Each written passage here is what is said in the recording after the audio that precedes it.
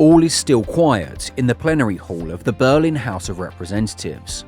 But shortly before 10 a.m., the representatives enter the Assembly Hall and the House of Representatives opens the session of the Berlin State Parliament. There are numerous items for discussion on the agenda, but what exactly is discussed in these sessions? And what is the House of Representatives anyway? Reporter Juliana Heinrich wants to find out the answer to these and other questions about the House of Representatives today as she drives across the capital.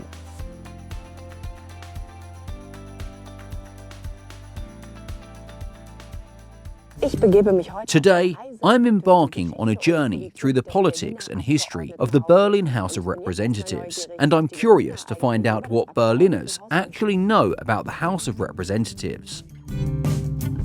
Hello, I have a question. What can you tell me about the Berlin House of Representatives? I would say that the politicians of the individual parties sit there, and the more votes a party got in the election, the more of their representatives are likely to sit there.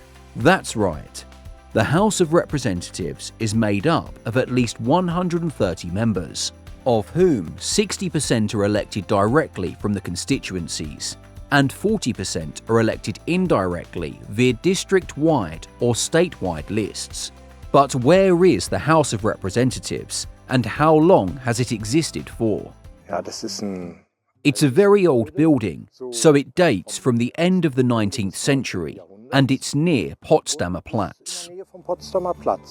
At the end of the 19th century, the building, which today houses the Berlin House of Representatives, was built. It is located on Niederkörnerstraße, directly opposite the Gropiusbau. And who is allowed to watch the sessions? Journalists are allowed to be there, definitely, and any member of the public is allowed to be there. Have you ever been to the House of Representatives yourself? Yes, I've been there before and I've watched it. The gallery in the plenary hall has enough space for 58 journalists and 120 viewers. And what are the main tasks of the House of Representatives? I think the House of Representatives elects the governing mayor, and they make decisions on new and old laws.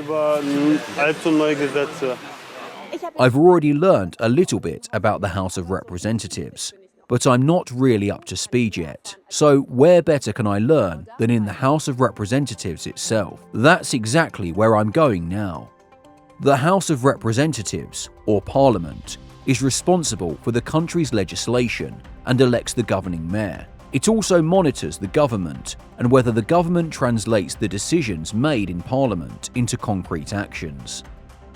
Even before you enter the House of Representatives, you can tell just from the facade that this building is part of Prussian and German history, a history which straddles monarchy, dictatorship and democracy in the 20th century.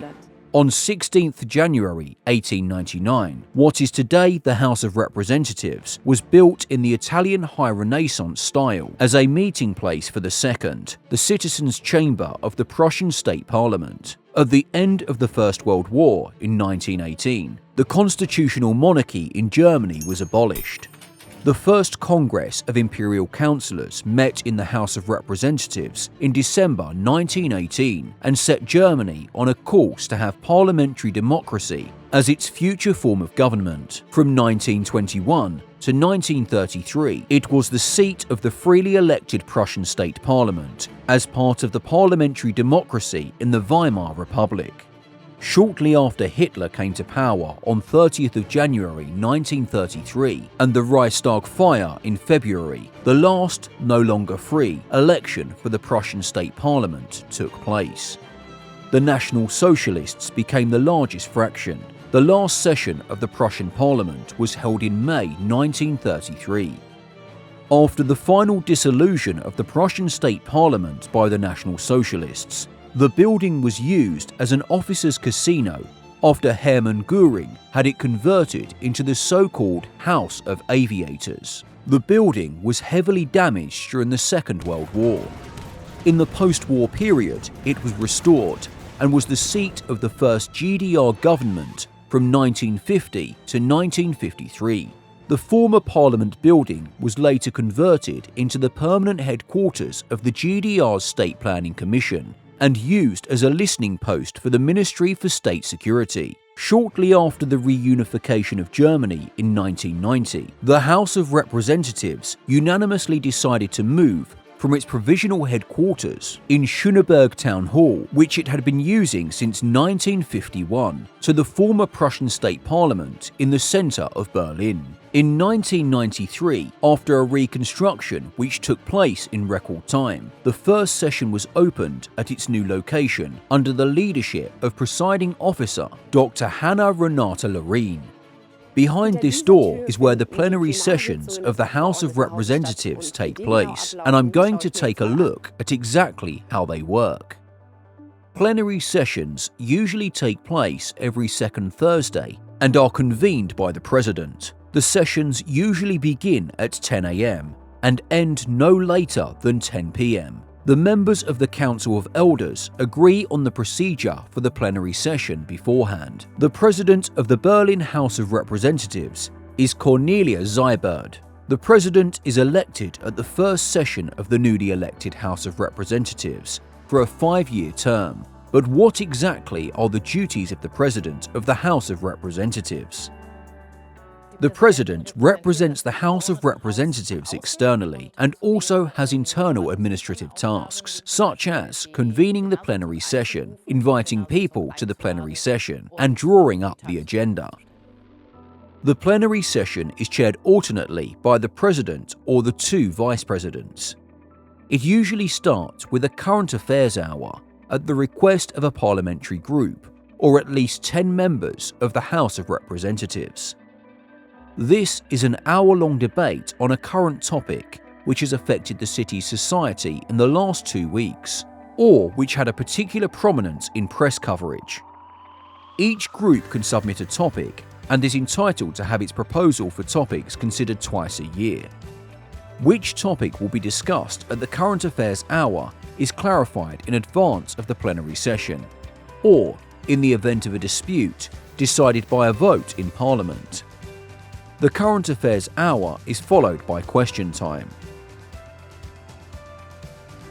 Question time takes place at the beginning of the plenary sessions, and all 159 representatives have the opportunity to make an impression and ask a question to the members of the government, i.e., the senators or the governing mayor. And the really exciting thing about it is that the government doesn't know in advance what kind of questions the representatives will ask, and question time is a very important tool which the Parliament uses to fulfill its duty to monitor the state government. The main task of the House of Representatives is legislation. At the initiative of the parliamentary groups, the Senate, and also popular initiatives, the representatives discuss where it is necessary for the communal life of the citizens of Berlin for new laws to be passed, or old laws to be amended, replaced or repealed. After a draft law has been introduced, it is discussed in the plenary session in a first reading and then referred to the expert committees. After detailing deliberations in committee, a recommendation for a resolution on the draft bill will be submitted to the plenary session, which will then be deliberated and decide in a second reading. The same procedure is followed for motions from the parliamentary groups and other proposals from the Senate. Another important task of the Parliament is the election of the governing mayor. He and the other members of the Senate are sworn in by the President in the plenary session of the House of Representatives after the election of the head of government. The parliamentary groups and committees in the Berlin House of Representatives play a significant role in the parliamentary decision-making process. Vice President Dennis Buchner explains what this involves. The parties which enter the House of Representatives usually form parliamentary groups with the same name, and a large part of the political decision-making takes place within these groups. This means that if a representative wants to push through a motion or a law, this always means first gaining a majority in their own parliamentary group, and then, as a rule, in all parliamentary groups, which currently form the governing coalition at the state level. The committees are where most of the parliamentary work takes place, which means that experts from the administration and civil society are invited to discuss all conceivable topics and to do so with the representatives. This helps us to broaden our horizons and gain more political insights. In addition, the committees monitor the senators and, in case of doubt, the governing mayor as well. In particular, they must all be able to provide information at any time and can also be summoned to committees. Essentially, the House of Representatives sets up a specialist committee for each area of responsibility of the Senate.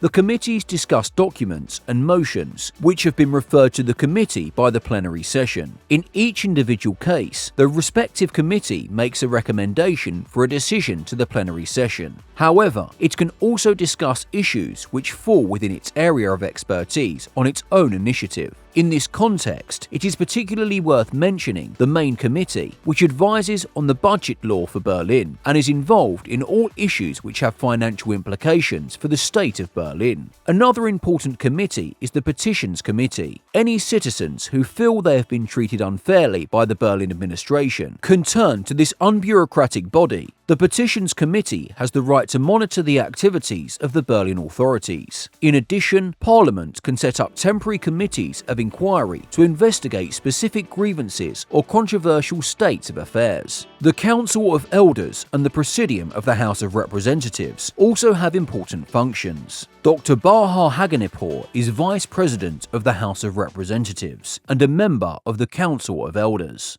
She explains their tasks and differences.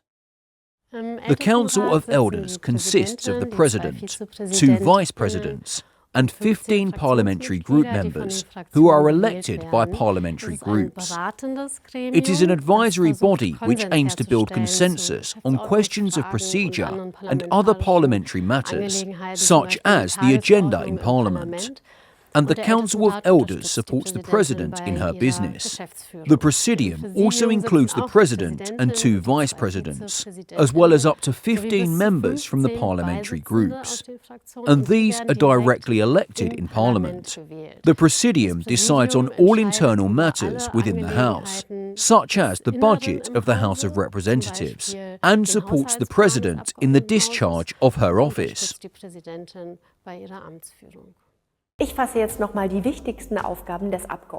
The most important tasks in summary. Upon the proposal of the government, the parliamentary groups, and also popular initiatives, the representatives discuss where it is necessary for the communal life of the citizens of Berlin for new laws to be passed, or old laws to be amended, replaced, or repealed. As an important part of its work, the House of Representatives decides on the Berlin budget. The second task is the election of the governing mayor. The governing mayor of Berlin is elected by a majority of the members of the House of Representatives. He, in turn, appoints the senators and together with them forms the state government, the Senate. The third task of the House of Representatives is to monitor the Senate. Questions during the time for questions and requests for reports will help to determine the extent to which the government is complying with the mandates enacted by Parliament and what the Senate's views are on current political developments.